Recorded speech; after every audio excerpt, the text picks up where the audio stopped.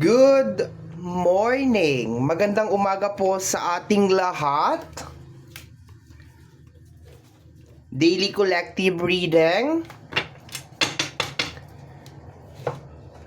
Welcome back sa ating YouTube channel. My name is RJ, your tarot card reader. At ang gagawin natin today is yung ating daily collective reading. Kagaya po ng sinasabi ko, sa tamang panahon, sa tamang oras, hahanapin ka ng reading na ito.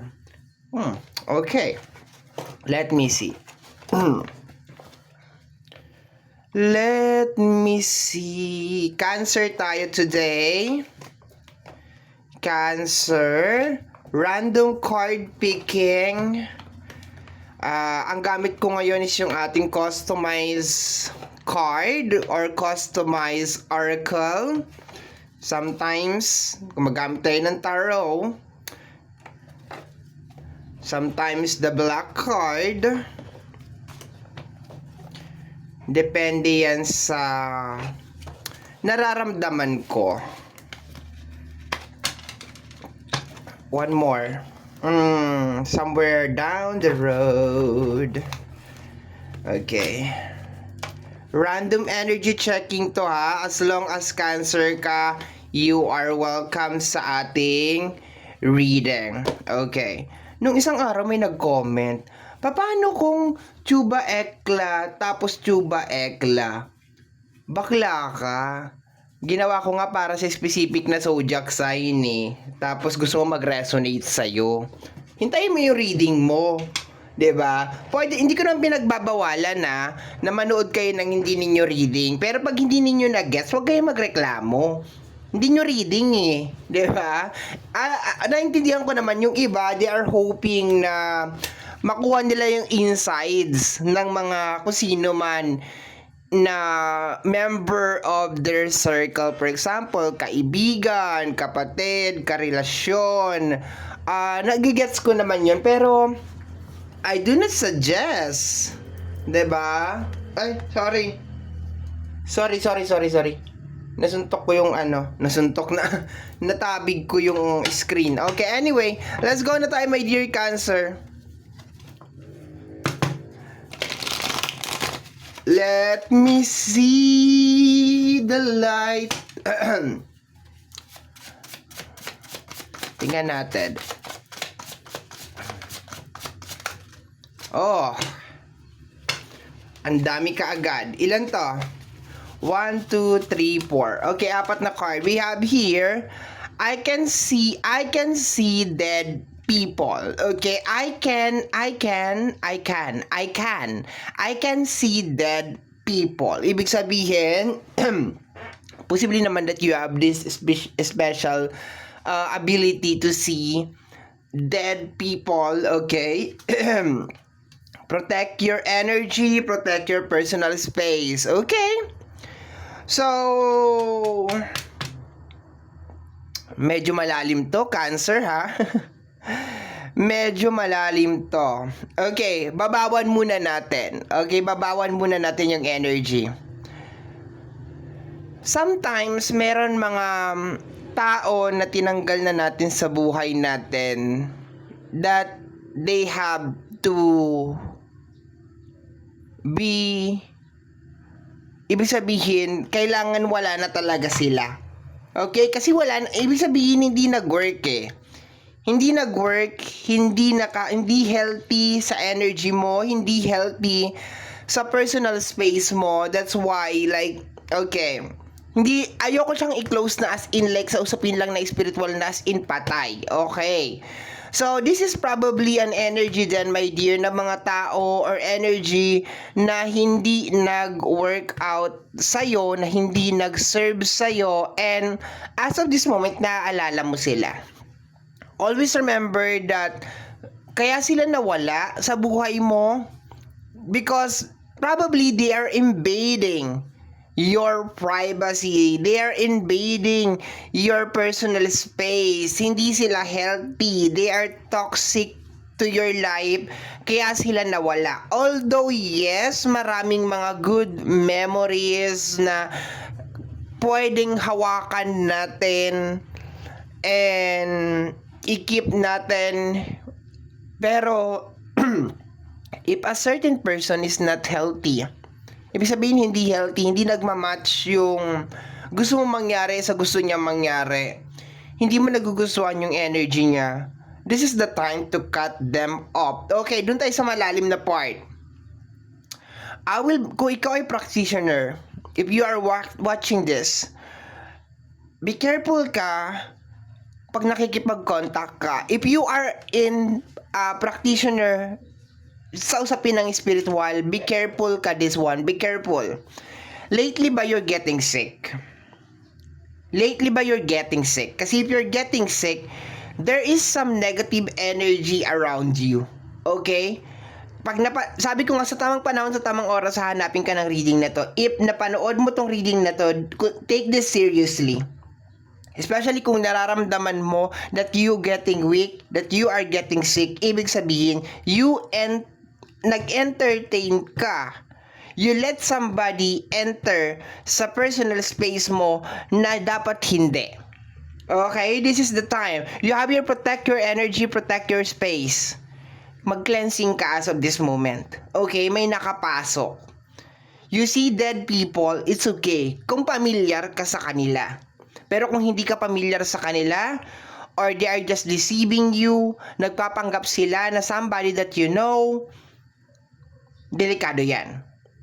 Delikado yan. That's different. Sabi ko nga, malalim tong reading na to, my dear Cancer. I can sense two energy. Mababaw na energy at saka malalim na energy. For some of you, mababaw na energy. Kung nawala na yung tao na yan sa buhay mo, hindi nag-work yung connection nyo, stop manifesting dyan sa tao na yan. Huwag mo nang i-manifest yung tao na yan na bumalik sa buhay mo kasi hindi nga kayo nag-work. Naintindihan mo? Hindi nga kayo nag-work eh. Okay, next card. We have here energy ng Virgo. Virgo. Kung ito ay literal na patay na, maraming regret sa buhay to. Okay? So, be careful ka. Kung sino man yan pumasok sa personal space mo, na, remember, uulitin ko lang ha, kung ikaw ay practitioner, pag hindi ka naman practitioner, wag kang asyomera, ha? Wag kang asyomera na, ay, baka may na-entertain ako na, wala, baka yung ex mo lang yan na pinipilit mong pabalikin pero hindi naman kayo nag-work. O kaya yung kaibigan mo na toxic na namimiss mo ngayon kasi malungkot ka na naman, ha? Wag kang mag-assume na nag-entertain ka ng ghost, especially kung hindi ka naman practitioner, ha? O, diretsuhan lang tayo, my dear, ha? Okay. So, kung this is a dead person, my dear, ibig sabihin, wala na siya. Accidentally, napapasok mo sa buhay mo, na-entertain mo, maraming regret sa buhay to. Maraming regret to, and probably isa sa mga regret niya is gusto niya mabuhay siya. Gusto niya mabuhay siya ulit para maikot niya, my dear, yung orasan, maibalik niya sa tama, okay? Kung tao naman to, possible na Virgo, okay, ibig sabihin buhay pa siya ngayon, okay, hindi lang talaga nag-work out yung relationship nyo at saka yung connection nyo. Possible na Virgo, or any sign na may kinalaman sa Earth, okay? Taurus, Virgo, and then Capricorn, okay? Let me see. Learn how to say no. 'Di ba sinasabi protect your energy? Learn how to say no. Okay, mag-set ka ng boundaries. Because pag hindi ka mag-set ng any boundaries, my dear Cancer, buhay man 'yan or patay man 'yan, they will invade your energy. They will control your energy. They will invade your personal space. At pag na-invade na nila yon, pag nasakop na nila yon, my dear, you will feel na parang may mga bagay sa buhay mo, sa mundo mo, na hindi nagwo-work according to your plan. Bakit? Iba na yung nasusunod eh. Iba na yung nagmamanipulate. Iba na yung nagko-control, ha? So, be aware ka dito, my dear. This is the time, by the time na napapanood mo to, paki-analyze yung life mo. Paki-check. No, saan mo ba nilalagay yung energy mo? Ano ba yung mga bagay na minamanifest mo? Minamanifest mo ba yung ex mo? Okay? Nasa usapin ka ng spiritual. Masyado ka bang naging tanga at napapasok mo itong mga negative na energy na to? Sorry, Cancer ha. Sorry, I know you're sensitive but I need to be direct to the point. Masyado ka bang naging tanga na hindi mo na protektahan yung sarili mo na nakapagpapasok ka ng mga energy na dapat wala naman sa personal space mo? 'Di ba? Be a responsible practitioners or spiritual practitioner. Be responsible ha. Huwag kayong parang kung ano-ano na lang ginagawa mo diyan, masabi lang na meron kang something ha. Tingnan mo, i-drain ka nito. Kung ikaw ay spiritual practitioner, i-drain ka nito, maniwala ka, papatayin ka nito, bakla, maniwala ka sa akin. Ha, mag-cleanse ka ngayon, mag-sage ka, linisin mo, get some holy water, yung mga gamit mo, punasan mo. Kung ikaw ay practitioners, kung hindi ka naman practitioners, baka ex mo lang yan na pinipilit mo pabalikin, ha? Okay, or baka toxic na kaibigan, toxic na kapamilya, okay? Protect your personal space, okay? Especially with earth sign, okay? Especially with Virgo. Learn how to say no.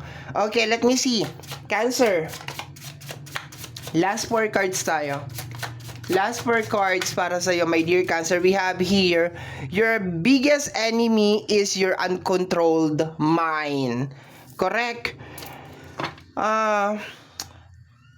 If other people is trying to manipulate you, yeah. Minsan hindi mo naman din maturo eh. 'Di ba? Hindi mo rin naman maturo na ay ito kasi yung may kasalanan eh.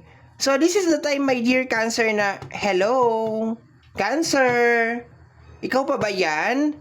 Or you're being manipulated by somebody, or you're being controlled by somebody or something, okay? So, Cancer, hello? Knock knock, who's there? Learn how to say no. Learn how to protect your personal space, your energy.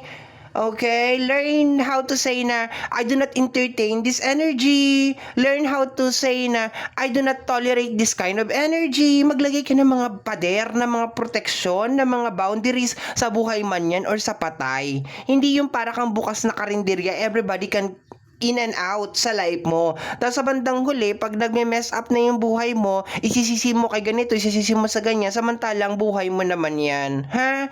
Okay, Cancer, let's go tayo. Your biggest enemy is your uncontrolled mind. Okay, relax. Inhale, exhale, my dear. Inhale, exhale. Okay, what is this? Bad girl. Okay, maybe you are a bad girl, or maybe you are a manifesting a bad girl. Okay? So, wala naman, ako hindi ko nung pinagbabawalan yung tao na maging bad girl ka. Sige, maging bad girl ka, kung maging bad girl ka. Pero, 'di ba? Learn how to analyze things. Kasi hindi pwede na itong pagiging bad girl na to o itong bad girl na energy na to, ito yung magkokontrol ng lahat. Ito yung magmamanipula ng buhay mo, 'di ba? Hindi pwede, okay? Maybe for some of you, nararamdaman ko may nanonood dito talaga na nasa spiritual, okay? Be careful, my dear, ha? Kung gusto mong maging bad girl ka, pero remember, hindi lahat ng mga spirit, 'di ba? Kaya mong kontrolin. Meron mga espiritu na ikaw naman ang kayang kontrolin. Okay? So, be careful. Be aware sa mga practice na ginagawa mo, ha? Huwag kang yung typical na parang, ganito, ganyan, ganito, ganon. Hindi mo pa alam. Marami ka pang mga bagay na hindi alam sa mundong ibabaw ito. Maski ako, marami pa akong hindi alam sa mundong ibabaw na ito, di ba? So, be careful if you are a practitioner, ha? Cancer practitioner, be careful, ha? Especially kung babae ka, ha? Bad girl, stop. Alam mo, maganda pa rin na nagpapakabuti tayo. No, kahit hindi 100% na mabuting-mabuti, pero yung sabihin mong magpasakop ka dito, remember, lahat may kapalit. Okay? Lahat may kapalit yan, my dear. Lahat yan meron. No? Maniwala ka sa akin. Okay? So,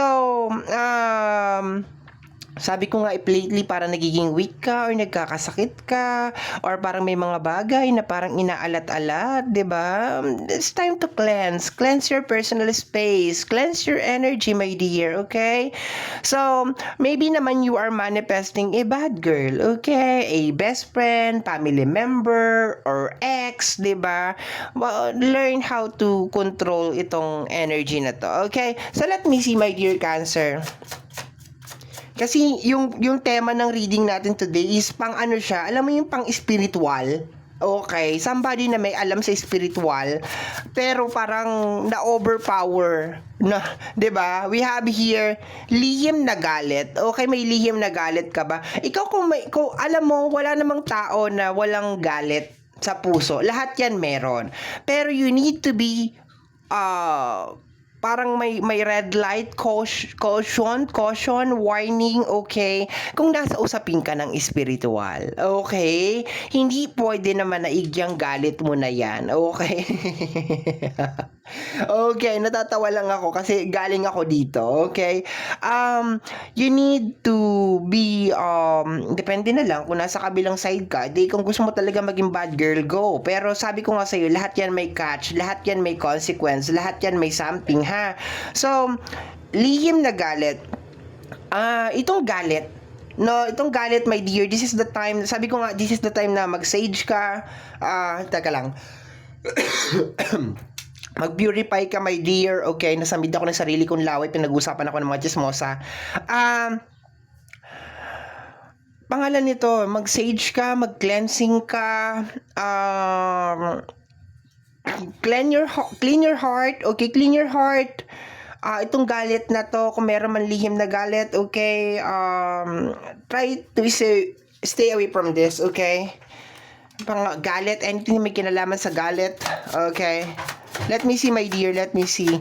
Next card, Cancer. Next card, let me see what is this. We have here, don't publish your small achievement. It will ruin the upcoming. It will ruin the upcoming, okay? So, sabi ko nga, my dear, probably, minsan may mga nangyayari talaga sa buhay natin na parang pakiramdam natin, napakamalas naman natin. Parang ganon. Pero bago natin sabihin yon, we need to analyze kung ano ba yung ginawa natin. Kasi minsan tayo lang din talaga may kasalanan, my dear, okay? Sometimes baka nasabi mo sa maling tao na may galit sa'yo, tao na may inggit sa'yo, okay?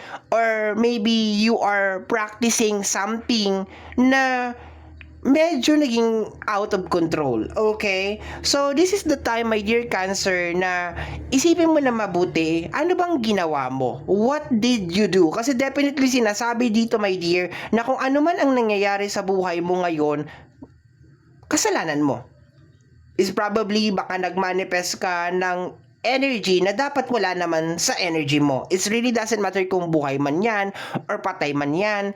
Pero sinasabi dito, my dear, na 'di ba? You did something, okay? So, my dear, this is the time by the time na napapanood mo to start cleansing, 'di ba? Outside kasi space at saka energy inside and out of your life. Okay? Pwede ka mag-sage, pwede kang magpunas-punas or something, mag-decluttered, mag-meditation, kung ano man ang pabor sa iyo, my dear, na gawain, okay, for you to actually cleanse your space and cleanse your energy, kasi definitely may naglilinger na energy dyan as of this moment, and learn how to set some boundaries. Pag ayaw mo, ganun lang naman yon.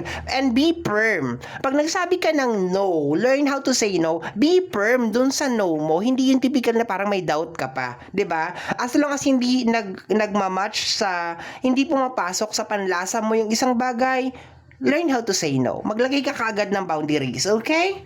So, my dear Cancer, yan ang nakolect natin para sa araw na ito. I hope and pray, my dear, na yung mga readings natin ay nakakatulong po sa ating lahat. And always remember, my dear, na mga cards natin ay gabay lamang. Tayo pa rin po ang gumagawa ng ating kapalaran. Maraming salamat po. Thank you, Cancer.